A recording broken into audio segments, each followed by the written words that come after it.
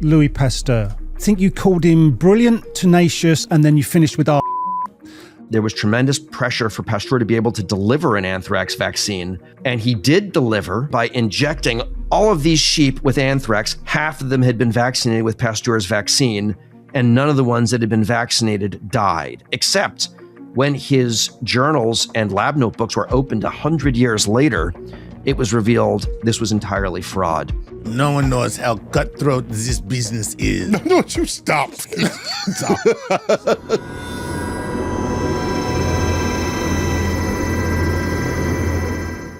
This is StarTalk Special Edition. When you hear Special Edition, it means Gary O'Reilly's in the house. Hey, Neil. Gary, former soccer pro. Allegedly. We're not alleging that. There's a wiki page of you in a soccer outfit. Yes, I was. And we can see your hairy legs. Thank you. Chuck, good to have you, man. Yes, no wiki pages with my hairy legs, unfortunately. Yeah. So comedian, actor, and the Lord of Nice. There it is. All right, so Gary, what show did you put together today? Interesting one. If you think for centuries, science has at times aligned with and fought against religion, government, establishment, and even itself.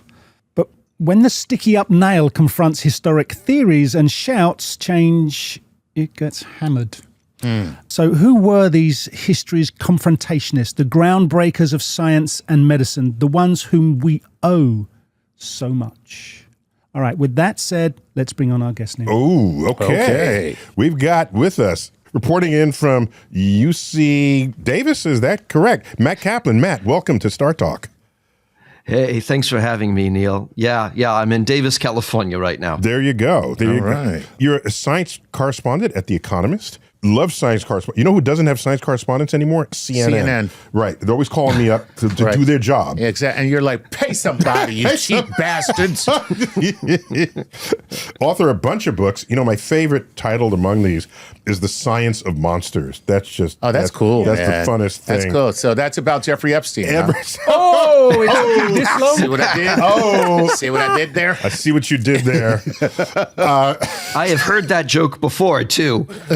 And your latest in 2026, Told You So, scientists who were ridiculed, exiled, and imprisoned for being right. Ooh, Yeah, look at that. St. Martin's Press. And that is the problem with scientists. They never go, told you. See that? See that? See what I said? I knew I was right. They never do that. And we need some of that from science right now. So a book such as that, Matt, it would be full of anecdotes and stories of cases throughout history. Yeah. We don't do enough history on this program, I don't think. Well, now we're going to get a chance to wander down memory lane. We're going to get a taste of that. So, Matt, why don't you start us out? Because there was a time before which anything organized fell under religious institutions, including any efforts put forth by scientists. So can you comment on that fact? And when did that science sort of begin to tear free from those shackles? So you got to go back to the 15 and 1600s. And this is really a time where the church was pretty adamant that the earth was the center of the universe. And it was problematic because people invented the telescope, and folks started looking through the telescope and noticing the movements of things like comets and planets and saying, well, hang on a second. I've plotted where those things are going, and my calculations suggest that we are not the center. There might be something else that is the center. It might be the sun. And unfortunately, the church didn't like that. That was heresy. And it could get you into an awful lot of trouble. And this is very much where Galileo Galilei found himself long, long ago. And in fact, it became a huge political issue in his time. And it really started out with his discourse on comets, which was a battle with this other mathematician named Orazio Grassi, who was saying, look, I think the comets are going around the Earth. And Galileo was fairly certain they were not. And he wrote this piece called Discourse on Comets, and eventually wrote a book called Il Saggiatore, which eviscerated Grassi, not based upon anything else other than his methods. And Saggiatore is so important because Sagitore effectively established what we know today as the scientific method. I'm going to ask a question, I'm going to explore it, and then come up with some conclusions based upon what I found. And no one had really done that before Galileo, and it was a really big deal. So when do you think we started to establish, we being the obviously main scientists of the day, began to establish that structure to enable them to think with rigor about the things that they were proposing? Well, it really started with Galileo, and then from that point forward, researchers started trying to analyze the world around them. But different fields of science analyze things in different ways. Medicine was a catastrophe. So in medicine, during the Renaissance, researchers in Britain rediscovered the ways of Hippocrates. Now, Hippocrates was a Greek medic, or at least we think he was. There's not a lot of evidence as to whether or not he actually existed. But the notion of the humors was rife during the Greek period. The humors was this sense that, oh, you're ill with a fever. You have bad blood or too much blood. Let's drain that bad blood out of you. Put some leeches on it. Oh, Put some man. leeches on it. But you know what's so crazy about the bleeding was that we mock folks who did it. But if you have a fever, and I attach 50 leeches to your abdomen, I guarantee you that fever will go down. You might die in the process because you're being drained of blood, but your temperature goes down. drops. So they believed they were treating it. Yeah. But there were also a lot of notions back during the ancient Greeks like, oh, you've got too much phlegm, so let's put you in a hot, steamy room and have you get the phlegm out. And actually, that's still used in medicine today. I was going to say, that's actually a good thing. Well, hence this concept of being phlegmatic, I guess, is that's adjectival for certain conduct, behavior. Yeah, So they were messing around in medicine with these different ideas, and it took years after Galileo before you started having scientists say, well, wait a minute, are leeches actually helping? There's one guy, he was in France, Pierre Charles Alexandre Louis, quite the name, born shortly after the guillotine came down on Louis XVI. So this is a major time of change in France. And Louis was in this world where people were using leeches. They were holding their finger up and saying, well, you know, the winds aren't quite right, so I think we're going to have disease tomorrow. Or the stars and the sun aren't in alignment, we think disease is going to happen. Right. And that was how science was done in medicine at that time. And Louis raised the question, are leeches actually helping? I don't think the leeches are actually doing anything. And so he said, oh, sacre bleu, I will put on the leeches onto these people on day one of their pneumonia. My outrageous French accent, that's terrible. But he tried an experiment where he put leeches onto patients with pneumonia on day one to try to get the bad blood out of them. And with the other half of the population, he put leeches on day 7. Note, he did not treat a control group that had no leeches whatsoever, because that would have been heresy. You weren't allowed to not treat people with leeches back then. You needed to apply the leeches. But he found that people who had the leeches on day 1 were far more likely to die than the people who had the leeches applied quite late. And to his mind, that made no sense, because if you're trying to get rid of the bad blood, you should apply leeches early and that will help. But why were so many of them dying if they had the leeches applied early as opposed to late? And so that was the first hammer blow to old methodologies. And he did the extraordinary thing of actually recording his data sets. And he was not alone. There were folks in Hungary and Vienna and also in Massachusetts who were starting to take notes and record the outcomes of patients. And that was really the application of Galileo's scientific method, but in medicine. And it had taken hundreds of years to get there. And these people who recorded these notes and said, hey, I don't think this is helping, did not do terribly well. The rest of the populace did not like what they had to say. Many more people would have been alive had those methods and tools made it into medicine sooner. And they, in principle, could have. Is that correct? Is that one of the points you're absolutely. making? So, okay, we could talk about bleeding for starters, right? So Pierre Alexandre Louis was running this experiment and saying, look, I applied leeches on day 1 and, it was not good. And he published those results. and he was forgotten. People did not take kindly to the notion that leeches weren't helping. And there was a sizable industry. Industry. Leech farms. You know, Oh my God. Big leech. Leech. Oh my God. The leech lobby. Neil, they were importing 15 to 20,000 of the little suckers a year into Paris alone back in those days. Wow. So, I mean, there was an enormous demand for leeches. And being told, look, that's not helping, didn't go very far. People weren't ready to hear it. I was going to say, Neil made the joke, the leech lobby, but what you're talking about, I think we still see in many respects today, where we do something, it creates a sub-economy. Yes. And then things must be done to maintain the sub-economy, even though the reason it was created is no longer a problem. Right. Economic forces are the greatest. But that's one of the main mechanisms of pharmaceutical right now. Creating this sub-industry, creating that lobby. But you can copy and paste out the subject matter and it still has that dynamic. So we still haven't quite, pun intended, cured ourselves of it. I kind of take, I might not agree with that 100%. I might not, only because of the rigors that are involved with bringing something to market. If you follow all the rules, then what you bring to market is necessary. And what you might do is figure out ways to optimize your profits, but you're still optimizing profits on something that is necessary. That's why I don't believe when people say, oh, they've had a cure for cancer forever. And I'm like, nobody would ever hide that.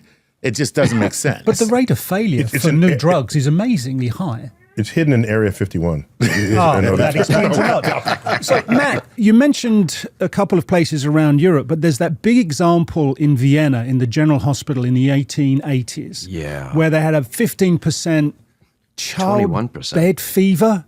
Yeah. Death so rate. And yeah. it was still sort of practicing this Hippocratic method.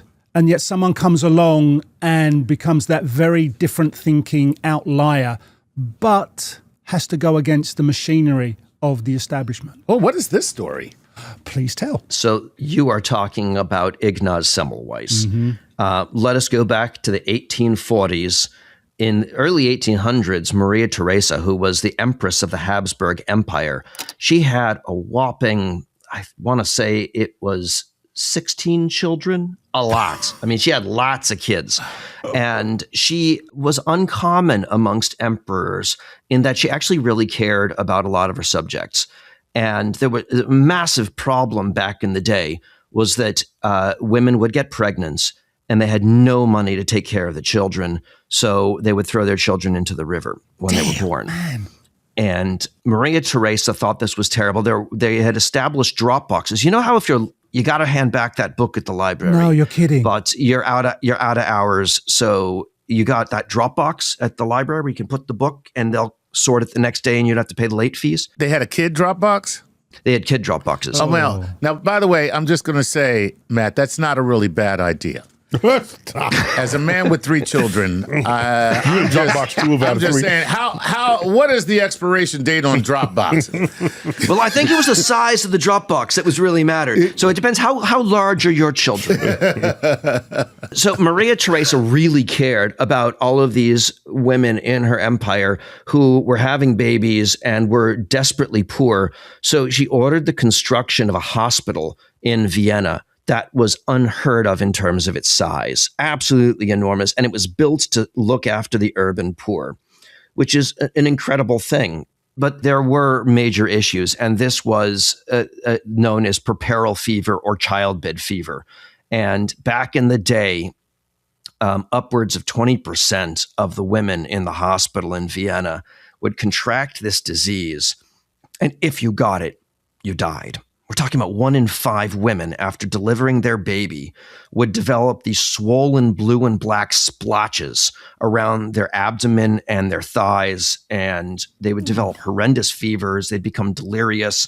And I mean, it was so bad that within 2 to 3 days of developing the infection, even the gentle sheets on their bed laying across their abdomen was too much for them to bear, and they would die in frozen, speechless terror from the pain about 5 days after childbirth. And their child would go to the grave with them. The children would die too. It was beyond horrendous, and no one really seemed to care. There was attention being paid to tuberculosis and smallpox, and that was because men could get it. Puerperal fever, men did not contract, and so there was very little attention paid. Ignaz Semmelweis, this Hungarian obstetrician, cared. He was an extraordinary individual. He was so good at what he did. He had emigrated out of Hungary and was working in Vienna. Hungary was a vassal state to the Habsburgs, and so it was not unheard of for Hungarians to be working in Vienna. But Semmelweis watched this infection spread throughout the hospital, regularly losing patients to it, and was stunned by the indifference by the doctors at the hospital to the disease. And he set his mind about trying to figure out what caused it and how to stop it spreading. He worked this out, and I can tell you about that if you like. And when he revealed the mechanisms, he ultimately got shouted down and thrown out of his post. Wow. So really what he should have done was cure egos before he tried to cure the disease of childbed fever. Well, that's certainly part of it. But there's so much more to it than that. Yeah. Because we remember Galileo as an astronomer of incredible ability, but we forget what an exceptional diplomat Galileo was. He was charismatic beyond words. He made all the right friends. He moved in all the right circles. When he got into trouble, he was friends with very powerful people who saved his ass. Semmelweis was from a vassal state with no friends, and he had a habit of putting his foot in his mouth and crossing the wrong people in the Vienna circles. So even though he worked out solutions to puerperal fever, and they were extraordinary, he ultimately wasn't listened to, and it was because of a cacophony of causes. There were so many issues with Semmelweis's interactions that he ultimately shot himself in the foot. T-Mobile 5G home internet has some big news you should know about. They now have the fastest 5G home internet according to the experts at Ookla Speed Test. Now, in practical terms, it means photo backups happen faster, streaming a documentary doesn't stall halfway through, the physics of waiting reduced. What's also notable is that this jump in speed doesn't come with added complexity. Setup is simple. You plug it in and you're online in less than 15 minutes. And the value side of the equation holds up too, with a plan price that's backed by a 5-year price guarantee. So, if you want the fastest 5G home internet with a simple setup and savings that stick, get T-Mobile 5G home internet. Just visit t-mobile.com/home internet to check availability today. Price guarantee, exclusions like taxes and fees apply. Fastest based on Ookla Speed Test intelligence data, second half 2025. All rights reserved. We have to assume that this particular fever was cured and they found out how and why this was occurring. So does Semmelweis get the credit, or does he actually pop his clogs before this all comes to fruition? It's incredible. So Semmelweis followed the scientific method and made notes. He noticed, for example, there were 2 wards in this giant hospital. One was tended to by nurses, one was tended to by doctors. And he kept a record of how many patients in each ward over the course of many months got puerperal fever. And he noticed that the infection rate was hovering around 5 to 6% in the ward where nurses were present, and about 21% in the ward where doctors were present. And he thought, well, wait a minute. I've been told that the sun, the moon, the stars, the wind direction control what diseases we get. But if that's true, we have the same sun, moon, and stars over the Vienna hospital right now. Why do we have such a different infection rate? So he tried feeding the patients in the doctor's ward the food that was being delivered to the nurse's ward. No change. I mean, it was a legitimate question, right? I mean, what was causing it? Then he tried burning all the sheets in the doctor's ward and replacing them with sheets from the nurse's ward. No dice. He went so far as to note that the priest in the temple that was adjacent to the hospital, he would walk through with incense and a bell every day when patients were dying. And since more patients were dying in the doctor's ward, he thought, well, maybe the incense causes puerperal fever. So he had a word with the priest and said, could you not go in here for 3 or 4 months? I just want to take some notes. And the priest listened. None of this worked. Then one morning, Semmelweis was in the morgue, as doctors back in that day did. Their habit every morning all across the world was to go down and to dissect the patients who had died the previous day to better understand why they might have died. It's a, noble task, right? And when he finished, he washed up with soap and water, and he smelled his hands. And he thought, my hands still smell of corpse. Is there, because no one had any idea about bacteria back in the day, no clue.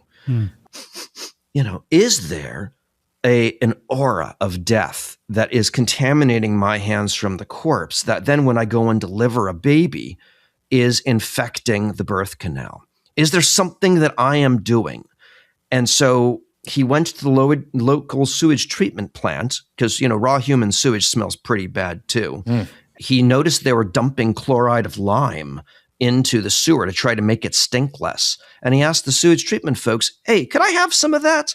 Created a solution that was, way more powerful than what you would ever put in your swimming pool, doused his hands in it and went, no more the death. aura of death is gone. No more death. Never mind that the skin fell off his hands 5 days later because the solution was so strong. But, he went, wow, the smell is gone. And then he started testing this and he asked all the other doctors in the ward to follow suit. And remarkably, they did.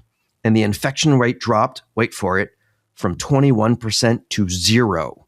How about that? So the doctors were infecting the children with death itself. Yes. They were bringing death to the birth canal.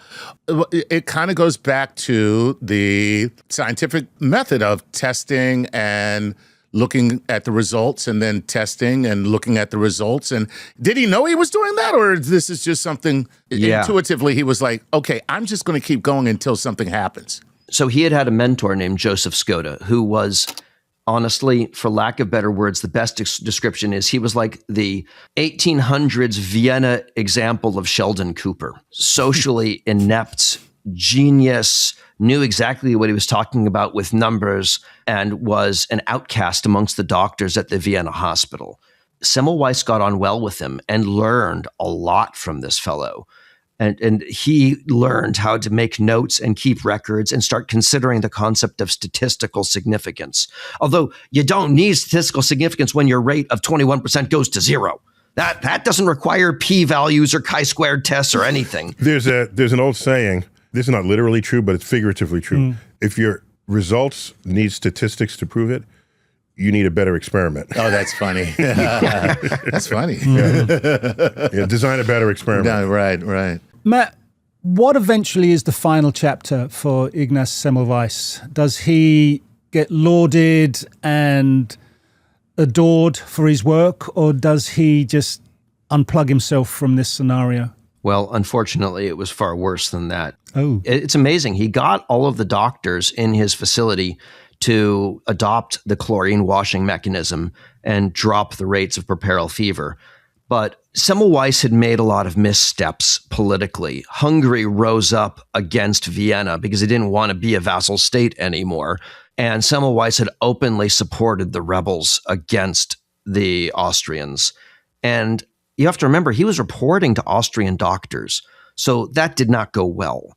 Similarly, Semmelweis had on multiple occasions derided his supervisors who said, yeah, we have these really bad cases of puerperal fever because the sun, the moon, and the stars are out of alignment. And then Semmelweis, being really not very attentive to social interaction, said, yeah, but we have the same sun, the moon, and stars over both clinics, and the rate is really low in the nurses' clinic. And he would say this in front of the politicians funding the hospital. Right. So it did not win him a lot of friends. Ultimately, he was fired. Even though he had dropped the rate to 0, he was exiled back to Hungary, and eventually a group of his own peers put him into an insane asylum where he died.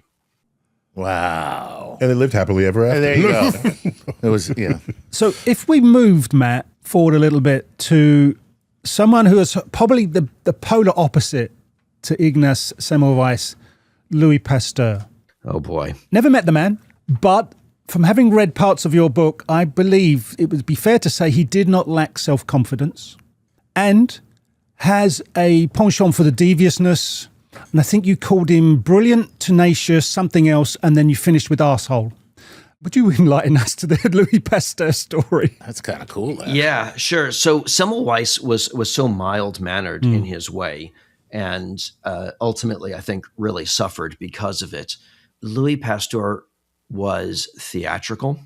He understood how to make a demonstration that would grab the limelight. Neil, there are some similarities there. He really knew how to talk, but he had been, as a university student, he had a supervisor named Auguste Laurent, who had been very involved with the student rebellion that you see a lot in this reflected in Les Miserables at the barricades, where the students rose up against the right-wing government to demand rights for the poor. And Auguste Laurent had taken their side, and Pasteur watched as his research supervisor lost funding from the government for being on the wrong side of politics.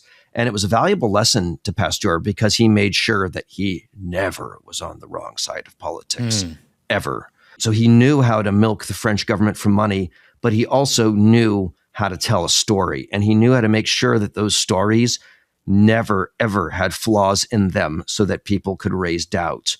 So, for example, chicken cholera was a major problem for the poultry industry in Louis Pasteur's day. It's not related to the cholera that kills people, but the end result is basically the same. Cholera causes you to have such severe diarrhea that you die, and it causes chickens to have such severe diarrhea that they dehydrate and die. And Pasteur was in a race to create the vaccine or a treatment for that, and then went on to try to defeat the disease anthrax that killed lots and lots of animals. Wait, just if a chicken poops, how do you know it's diarrhea? Doesn't it all look like diarrhea? It's the sound they make.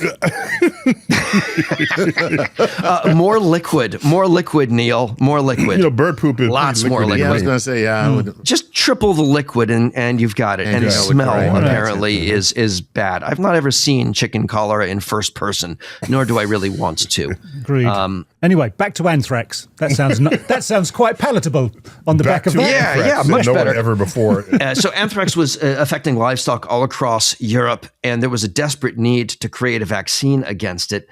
And earlier on in his career, Pasteur knew about this veterinarian named Henry Toussaint. And Henry Toussaint had said, I think a way to create a vaccine against chicken cholera and then anthrax is to kill whatever the microbe is that is causing this. So he started messing with heat to heat treat samples and then inject them into animals. And the animals, he noted, would get ill, but then not die and then become resistant to the disease afterwards.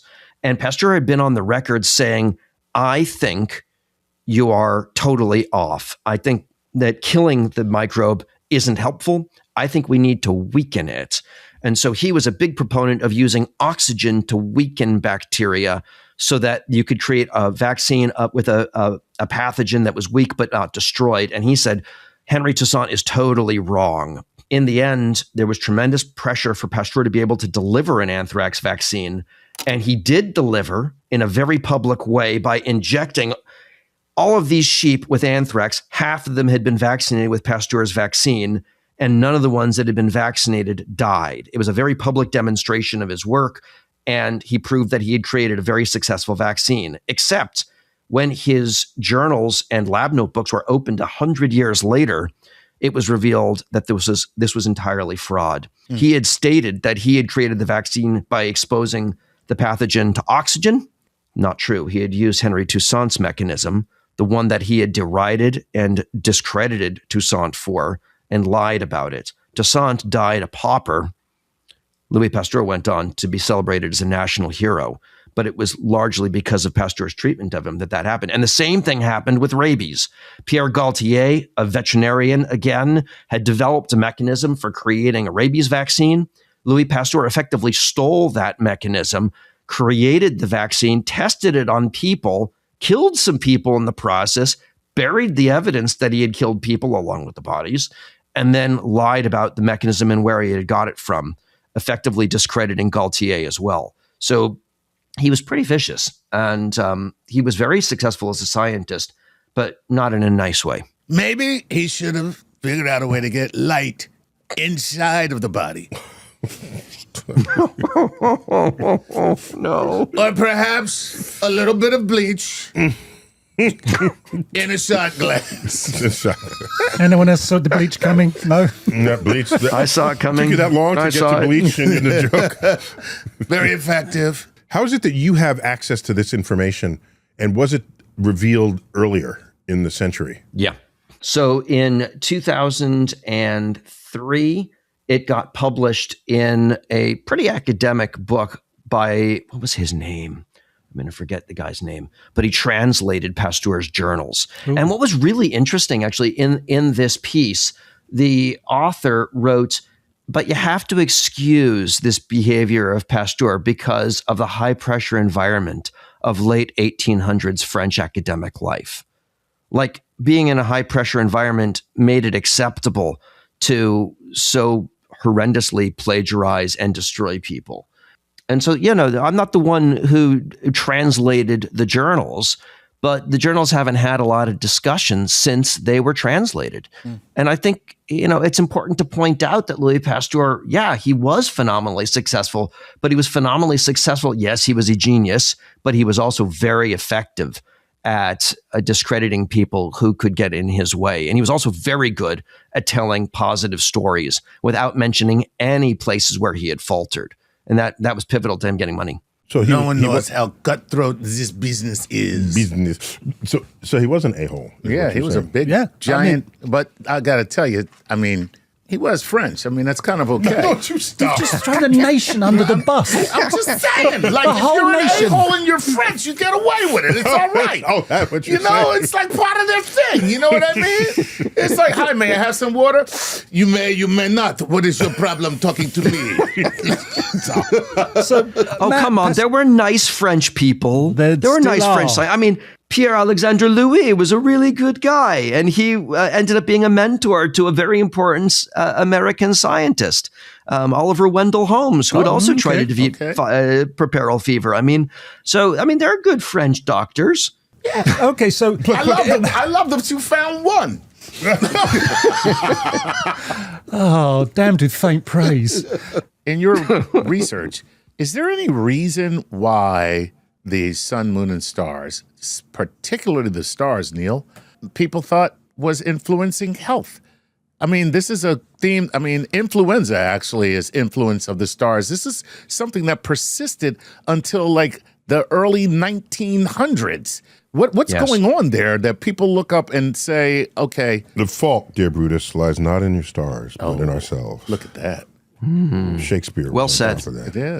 Yeah. Did you uncover anything that would explain why that is? Yeah. What are the urges? Is it just an extension of astrology at that level? It is and it isn't. So think about chickenpox. Chickenpox has a season, right? It's spring. Influenza has a season, right? It's the winter. Certain diseases, and it was more so back then before we vaccinated people so effectively, certain diseases had certain times. And you could measure that with the stars. You knew where you were, not just based upon whether the leaves were falling, but based upon what you could see with your telescope or even with the naked eye. And so there was this, and also you have the power of narrative. Once people believe something and you've had the story for a long time, it's very, very hard for them to stop believing in it. But there's another side to this. We were talking about the infrastructure underpinning pharmaceuticals and the medical community.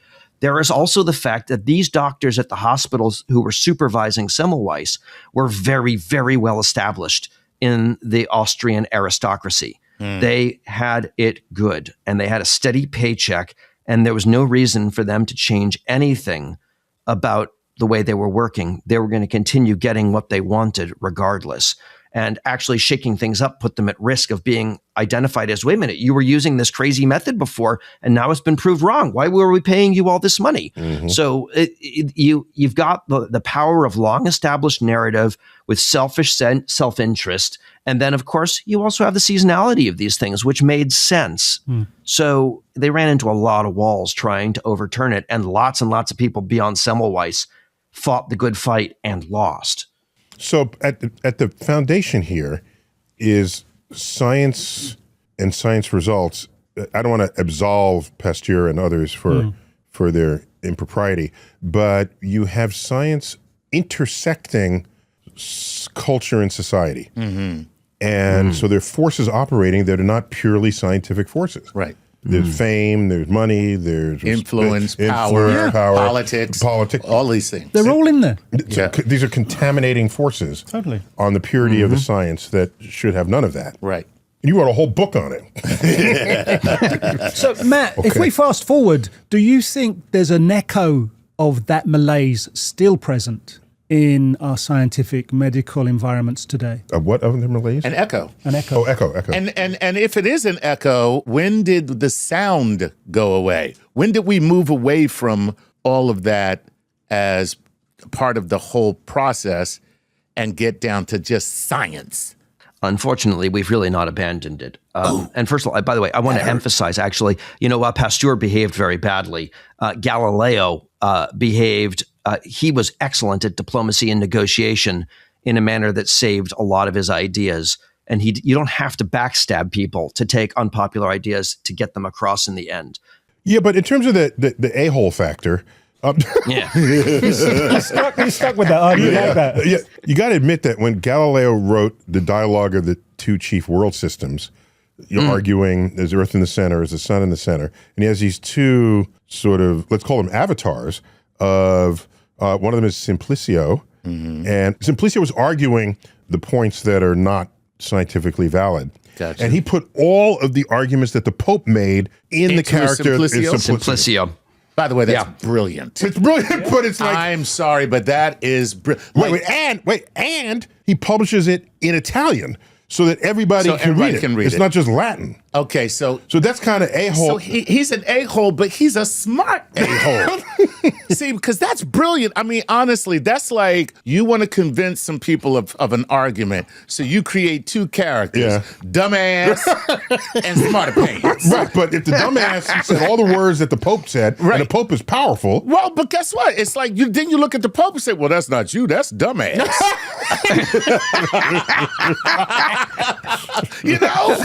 Okay. He's a smart a-hole.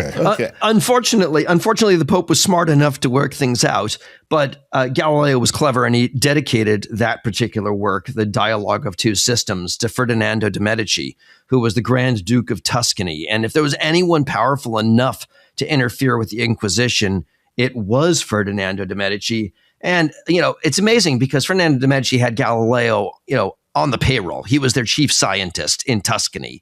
And similarly, Galileo was bosom buddies with the ambassador to Rome for Tuscany. So when Galileo ultimately was called before the Inquisition, Ferdinando de' Medici interfered and ensured that Galileo was not tortured and ensured that Galileo was fed 3 meals a day made by the ambassador's wife. And when he was eventually taken over to the Inquisition and living there, he was in a 5-bedroom luxury apartment a stone's throw from the Sistine Chapel. So Galileo we now know, was not tortured, and we've been aware of that for hundreds of years. But again, the power of narrative really sticks. It does make a difference. I like that narrative better. I have more respect for Galileo. That's like me getting arrested and they're like, all right, Chuck, we're going to give you 5 to 10 and you're going to live in this mansion with the warden's wife. Wait, but I had not, that is a piece of history that had eluded me because I always was suspicious why it was that Giordano Bruno is brought up in front of the Inquisition, and he's burned at the stake. Burned at the stake. Okay. Right. Whereas Galileo was brought up in front of the Inquisition, not that many years later. Okay. And walked scot-free. And, well, he was on house arrest. On house arrest. Yeah, right. yeah, but he wasn't like put on the rack and tortured. Now, in the hood, we would have said that Galileo was a snitch. Because Bruno went down and Galileo didn't. I think Bruno went down clearly before. You are an informant.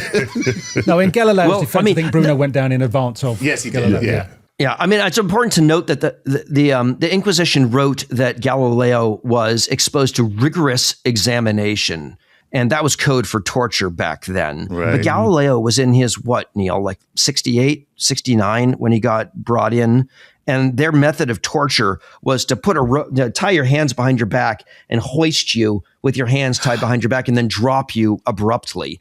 And Galileo would not have walked back to the Tuscan embassy on his own 2 feet at 69 if that had been done to him. Also, I mean, fun fact, the Inquisition was the epitome of organized evil. And have you ever watched The Princess Bride? Yes, of course. You know, when they're torturing Wesley, there's like, you know, please tell us everything. This is for posterity. Well, that's what the Inquisition actually did. As people were tortured, they would write down every moan, every gasp, every scream. It was all noted for posterity. And it's not like the cleric who was doing this fell asleep at the job when Galileo was brought in. It didn't happen. And that's because Ferdinando de' Medici, and by the way, the de' Medici family by that time had already supplied 2 queens to France and 4 popes. That's right. So these folks were really powerful, had ensured that Galileo did not end up tortured. So there was a lot of political disruption that occurred to protect Galileo and make sure that, you know, he didn't get burned at the stake. They're friends in high places. That's it. I like Galileo even more now. Okay. He's total gangster. If I sort of outline a story here, there's another level of suppression that even exists today where someone who's going to go on and win a Nobel Prize for saving millions of lives gets their belongings and all their work in a couple of bags in a hallway and told to leave the university. All right, Matt, would you do me a favor and fill in the blanks? Because this one blew me away when I read it. So this is Kati Karikó, and Kati Karikó was working on messenger RNA back in the 90s. And messenger RNA, she worked out you could effectively program messenger RNA to produce any protein you damn well pleased in the lab. And that had tremendous potential because if you could program messenger RNA and inject it into somebody and have it start producing proteins of a specific type, that could be really useful for all kinds of medicines, particularly things like vaccines. Absolutely. But the problem was, as Kati was working, every time the mRNA got injected inside an animal, it would just fall apart. And she could demonstrate that there was potential here, but she couldn't work out what the issue was. And when she applied for grants, the grants were rejected because the narrative that existed in the academic community was messenger RNA isn't going anywhere. It's not worth your time. Even if the proposals were written well, even if the experiments were well thought out, she got nowhere. As a result, because in academia today, you are only as good as the money you bring into the university. If you're not bringing in lots of resources from grants, the university takes a dim view and you slowly get pushed out. Kati was first demoted for exploring messenger RNA and not getting enough grants. And then she was fired by the university because they felt she really was a waste of time. She was threatened by the US government with deportation back to Hungary. I mean, it's frustrating because ultimately we're very lucky that after 25 years of pain and suffering with all of this, she didn't just say, screw this, I'm going to go become a dental hygienist or a florist or something. You know, we're really lucky she stuck with it because she landed at this little pharma company called BioNTech. And BioNTech said, you know, we think this technique that you're working on has potential for an influenza vaccine. Can you develop it? And then the pandemic hit and they said, okay, screw that. Could you create a COVID vaccine with this? And she did. Now, it's important to mention that in her last years at the university, she started partnering with Drew Weissman, who was an immunologist. And Weissman said, I think what we're seeing with the break apart of the mRNA is an immune reaction. There's something about the messenger RNA that you're injecting in that is causing it to be targeted by the immune system in a way that the messenger RNA that naturally forms in your body is not attacked. There must be something. We have to do something to the messenger RNA, decorate it with the right proteins that make the immune system say, oh, you belong here, so it doesn't get mobbed. And Weissman was integral to identifying that key fact. And ultimately, Kati Kariko's work with Weissman paved the way for the COVID vaccine to be created in record time and effectively pulled the world out of lockdown, and she won the Nobel Prize. Well, she should have. Yeah. But it's important to notice that Kati Kariko was so like Semmelweis.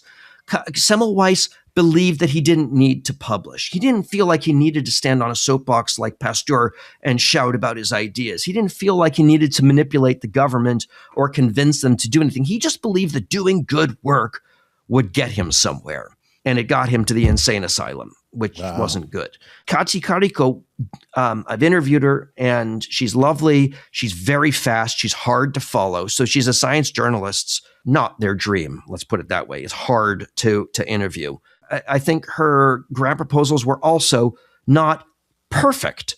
And when you've got thousands of grant proposals going out to grant awarding bodies, and they're only going to grant 1% of the money, they're very quick to remove anything that doesn't look exactly right. And I think Kati fell into interesting idea, but not exactly right.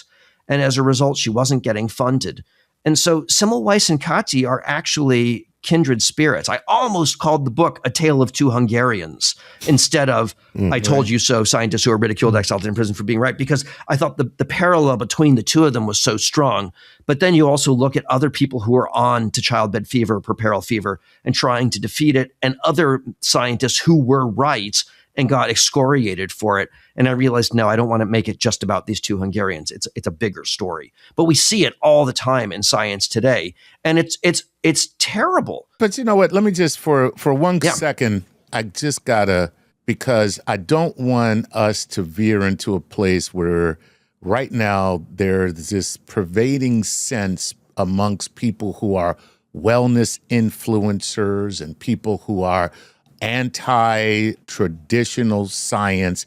And what I don't want people to think is that because these things happen, that we should eschew or throw away the stuff that got us to where we are right now. I think it's important to recognize that not only are these things at play in science, they're at play in pretty much everything. So when you think about fine art, the artists that are very famous are the ones that have the best rhetoric. They're not necessarily the most talented. They're the ones that can talk about their work in ways that are soaring and aspirational, or they have someone that does that for them. Politics, we don't elect the person who is best qualified. We elect the person that we like and who sounds good and who says the things that tickle our ears. So this is a human problem. It's not necessarily— Preach it, Lord Nice. Preach. It's not necessarily a science problem. And I just want to say that because as we look at this, especially these two particular anecdotes, it can make it seem like the industry of, if you want to call science an industry, is stacked against people who don't have the right pitch or narrative. I think you're absolutely right. And I think it's really important to point out that the issue with science, we should be having debate. It is incredibly important for science to challenge new ideas. It is incredibly important for there to be debate. It is incredibly important for us to remain skeptical. mRNA was an out there idea when Kati Kariko was developing it. The notion that there might be an aura of death around your hands after touching a corpse was an out there idea back in the day. And it was important for people to say, are you sure about that? Can we test this? Those are important responses to have. What's not okay is to engage in character assassination and to imprison people or exile them because you don't like what you're hearing. That's not what science is about. And let's be honest, science has got a man on the moon. Science has been able to transform HIV into a manageable condition from a death sentence. Science is doing look at the number of people living in deserts because of desalination plants, which are now all threatened by missiles. But never mind. The technology and the science has got us so far. So we don't want to abandon what we've got. But what we want to do is make sure that the scientists who are not the Galileos, who don't have the master diplomacy, the scientists who are not the Machiavellian fiends like Pasteur, we want to make sure the people with the great ideas who don't have the skill set to take their ideas further still get the attention that they need. Because we've got some really big problems on this planet. And we need every good mind to be at our disposal to solve them. And just removing someone from the options because they don't speak loudly enough or are not diplomatic enough is an issue. And part of that comes down to scientists. We've got to work with scientists to have them better communicate what they're on about. But it also is about the public, and it's about journalists. Science journalists in particular, have a tremendous responsibility to not just say, hey, look what was discovered, but to say, this scientist wondered this, they did this to find out, and look what they discovered as a result. You've got to tell the story so that the public understands. During the pandemic, science's process was exposed in some pretty big ways. The debate that occurs in science, which is part of science, was exposed to a lot of people who didn't know it existed, and it left a lot of people doubting. And we've got to do a lot of catch up here to make sure that everyone understands how science works. The newspaper I've spent my entire adult life writing for has forever argued against the phrase laws and sausages. You never want to hear how they're made because they're both disgusting. The Economist has argued that you gotta talk about how laws are made to have a healthy democracy. And I think we have to do the same thing with science. We have to talk about how it's being run so that the public understands that debate and questioning and replication, and then discovering when the replication reveals that an initial experiment was invalid, that's okay. That's normal. That's how it's supposed to work. Absolutely. But most people don't understand that. Yeah.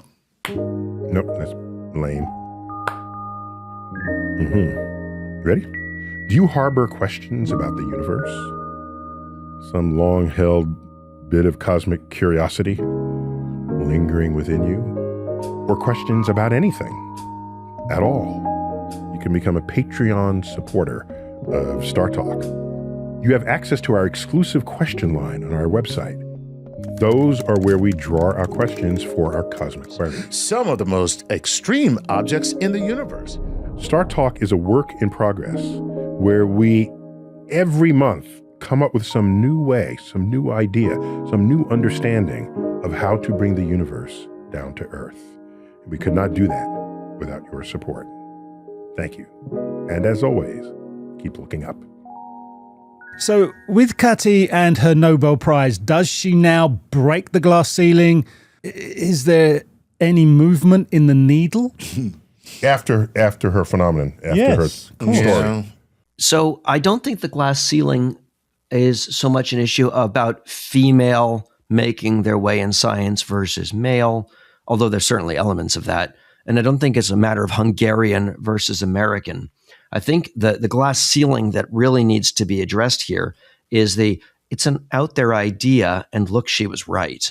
And I think we are starting to see reform, and I'm really excited about it because a number of organizations, several governments, including the Austrian government, which I think is hysterical, the Willem Foundation, Volkswagen, are supporting programs that democratize funding in research. And let me expand on that for a moment. So right now, you write your grant application, and it's considered by a grant committee. And the grant committee can probably award 30 labs funding, and they get thousands of applications. So the competition is fierce.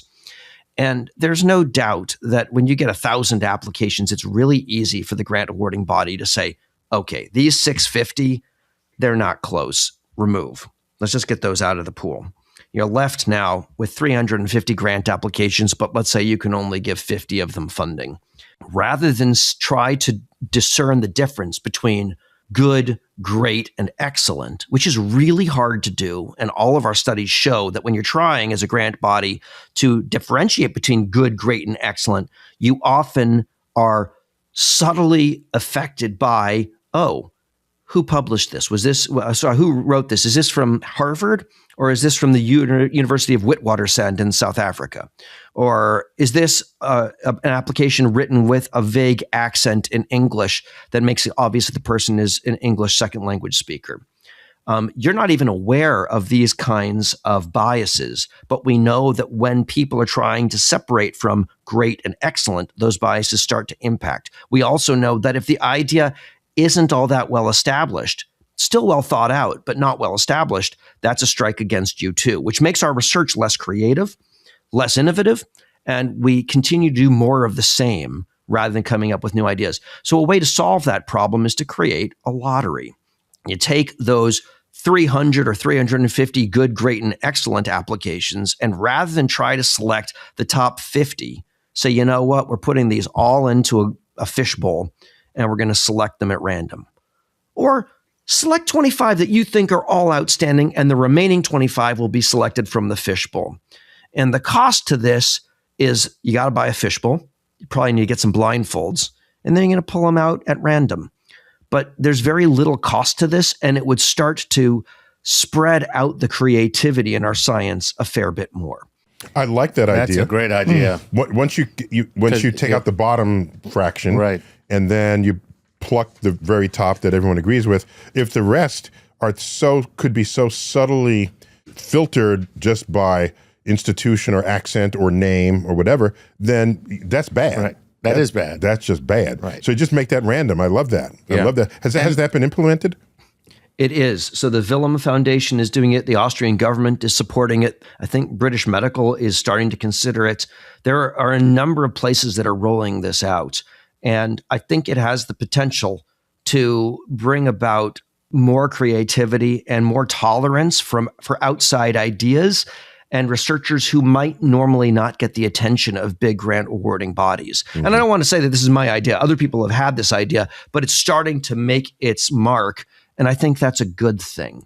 You know what else would be good is if governments just gave more money to science.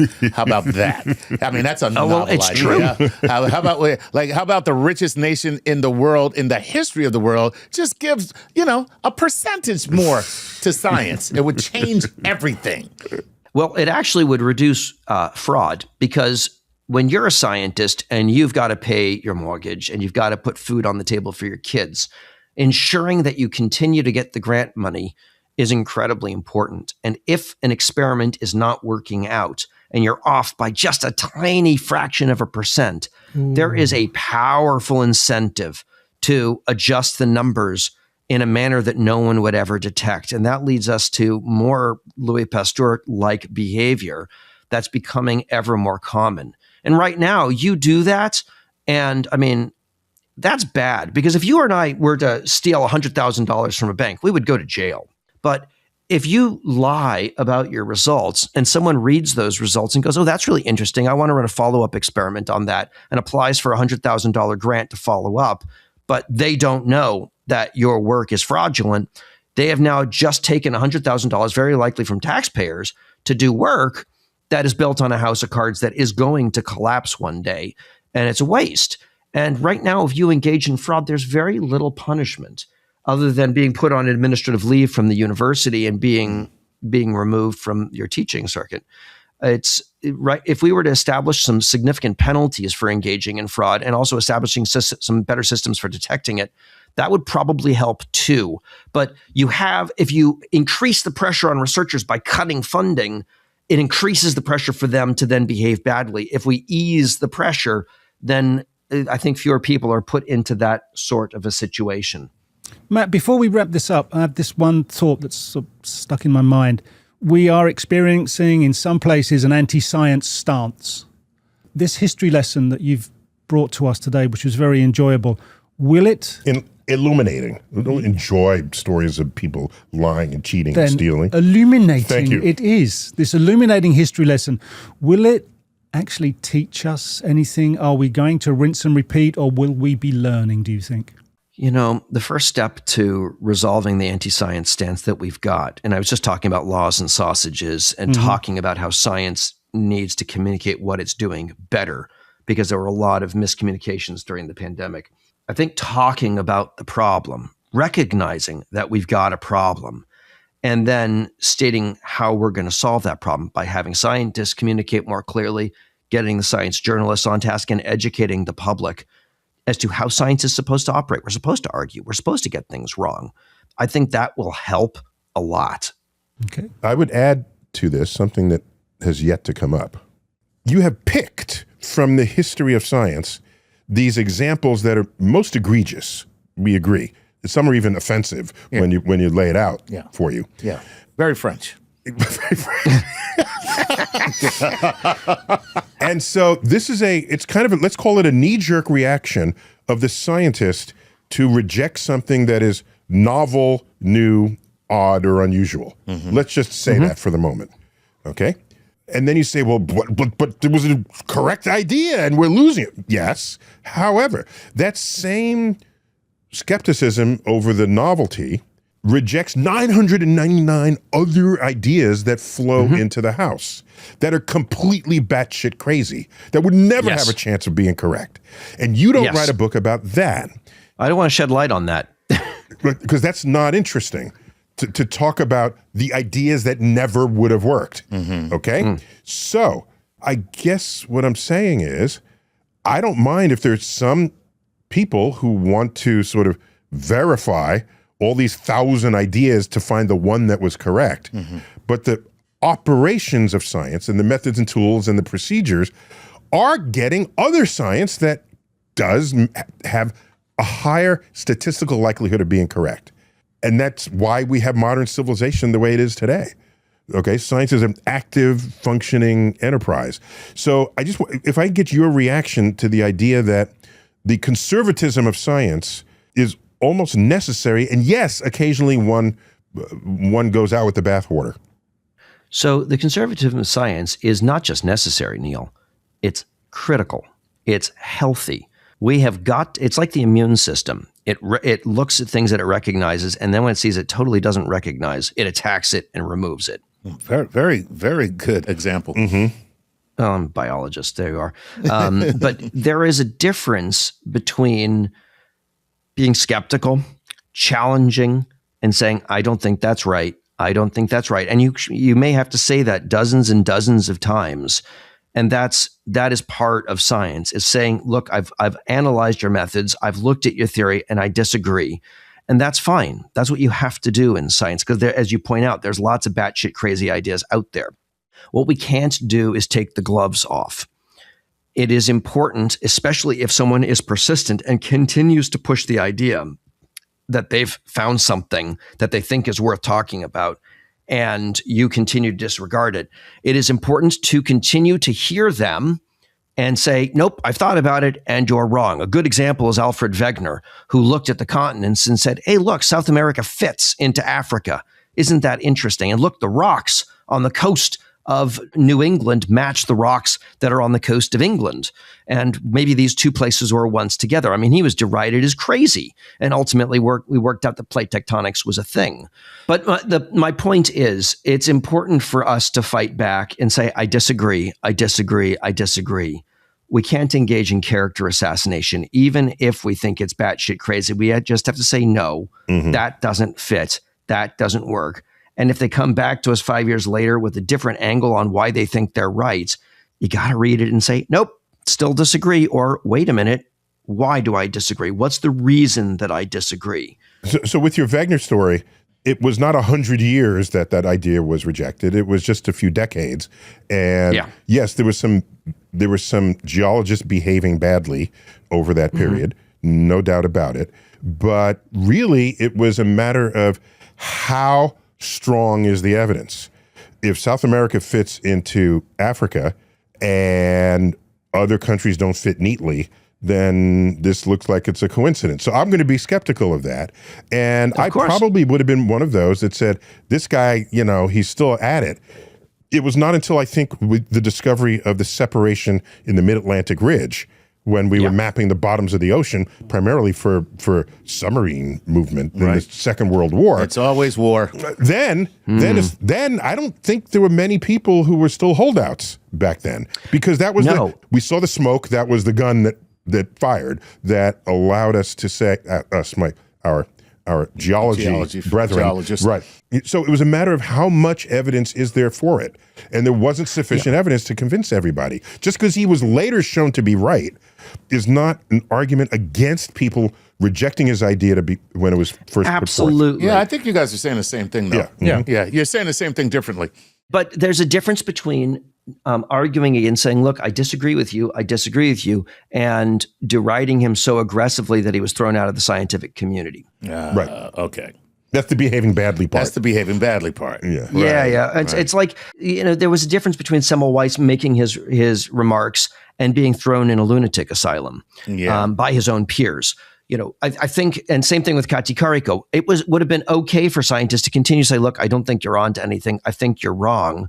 But threatening her with deportation, I think we can all come together and say that's probably a step too far. Totally. So, but I think that goes back to when you talked about the random selection illustration that you gave.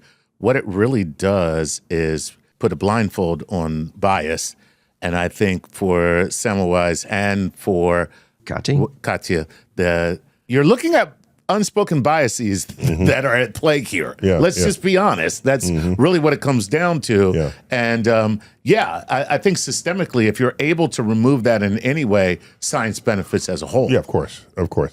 And just, I'm going to give an actual example from my own field. There's a guy named Fred Hoyle who was never a Big Bang guy.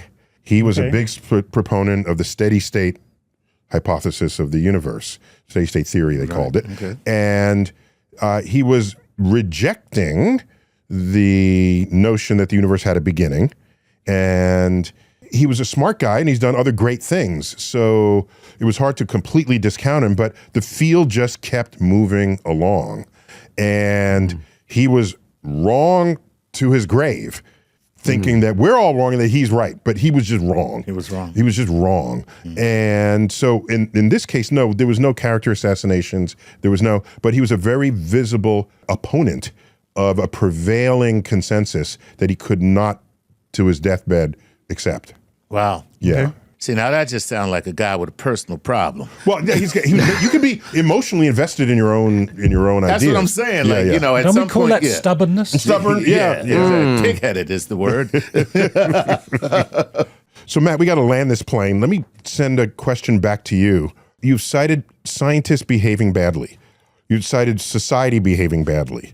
And these are all amazing examples, and it's a brilliant compilation that you've created. What is the lesson to the public, given what we've been through with COVID, given the anti-science sentiment, given all that we see going around us? Because that's a different science climate than what I grew up in. What I grew up in, people saw science as our savior, it would cure us, it would take us into the future. And I don't feel that anymore in our culture. Yeah. So how do you turn what you've compiled here into the positive for the public to take a civilization ahead? Science still solves a lot of problems. The thing we need to all be aware of is that science debates, it argues, it disproves, and that's normal. That's the way it has been for a very, very long time. It just was on show during COVID in a very public way, and I think a lot of people found that disquieting. We need to talk more about how science works. That's a responsibility that falls on scientists. It's a responsibility that falls on people like me, writing in the newspaper. And it also falls down to everyone out there to say, hang on, I don't understand how that works. Can you explain that to me? And we need to start asking more questions and being more tolerant of the fact that sometimes science doesn't know. And we're still debating it and trying to figure it out. So, Matt, at my PhD defense, after I was grilled on the content of the thesis, the final question was, how would you tell a New York Times reporter about your work? Okay. That was just part of it. Just can you translate this? Can you make this sensible to someone who's not an expert? And that doesn't happen enough in the sciences. There's we're not trained, nor is it valued what is your capacity to communicate. This is not. So that's a big problem. No. That was in your list there, Matt. But also, I knew this while it was happening, but there was nothing I can do about it. Because COVID was a novel. That's what it was called, the novel coronavirus. Correct, Exactly. correct. Okay, so I was thinking to myself, what they should do is every week, whoever was the chosen person to report progress on this, and you don't get a politician, you get someone that's got some expertise, like Fauci, okay? It was him. He was the voice. He was the voice. Yeah. So here's what should have happened. And I knew this at the time. Every week, what he should have done was get up there and said, this is what we know today. This is our recommendations based on the science research up to the moment. Check back in a week in case some of these results have changed based on more evidence that has arrived. Right. Then people would have seen a scientific process unfold in real time. Right. And so, but when I hear people say about anything, they'll say, even scientists don't agree on this, There you go. as though scientists sit back in our chairs with our legs up on the table, masters of everything we know. Right. No, on the frontier, that is so not the case. So do you agree with me that would have been a science lesson for people, and there would have been less cynicism to derive from that whole episode? Not only do I agree, but I think that the culture of science doubt that we are faced with now would either be greatly diminished or non-existent if we had engaged in that behavior during the pandemic, because we shattered people's view of science being an answer machine. Right. That's a perfect sentence right there. And we revealed quite publicly how science works. There you go. And that's the problem. I think what also has to happen is the public has to understand that, oh God, I'm going to get in trouble. Most of the people look at science like religion. Religion has answers. Whether the answers are right or not does not make a difference. There's an answer. Right. And that's what comforts you in religion. Yeah. There is an answer for it speaks to everything. That's not how science works. And I think that's the first thing that people need to realize. And another example would have been, based on what we know of the virus, it may be transmitted over the surfaces of with fluids. So right now, hose down your groceries when they come in. That was the first couple of weeks. Wash down your grocery bags. Okay, so then the next we say, we're finding, no, it's more airborne than liquid. Right. And so then we could just follow along. That would have been even fun. Right, exactly. Let's see what's going to happen next. What's happened next week. And please remember, it's the novel coronavirus. Right. And we don't know because it's new. And another point of disappointment there was you get vaccinated and no one told you at that vaccination that you might still get COVID again and you have to be vaccinated again. No one said that, okay? And then when you get COVID again, of course, it was a milder case and the COVID mutated. But we didn't get a whole discussion of the mutation either. It was just, now we're vaccinated, we'll all get back to work. And then we get the Omega and then the. And that's because we didn't find a way to put light inside of the body. So these are brilliant lessons here for you to share with us from the history of time, the history of science and civilization. Yeah. Lots of lessons there. Matt, it's been a delight to have you here. What's the book again? Oh my gosh. Mm-hmm. I told you so. Love it. Scientists who were ridiculed, exiled, and imprisoned for being right. Nice. Right. Yep. Yes. Told you so. Mm-hmm. If you don't know, now you know. Okay. Matt Kaplan, good luck on the tour for this book. Thanks for including us in your efforts to spread this very important insights into the conduct of us all. Yes. Thank you so much for having me. It's been a joy. All right. Thank you. All right, Chuck, always good to have you. Always a pleasure. Gab Ray. Thank you, Neil. Pleasure. All right, this has been Star Talk Special Edition. We're just talking about scientists and the public behaving badly. Who knew? All right, until next time, Neil deGrasse Tyson, keep looking up.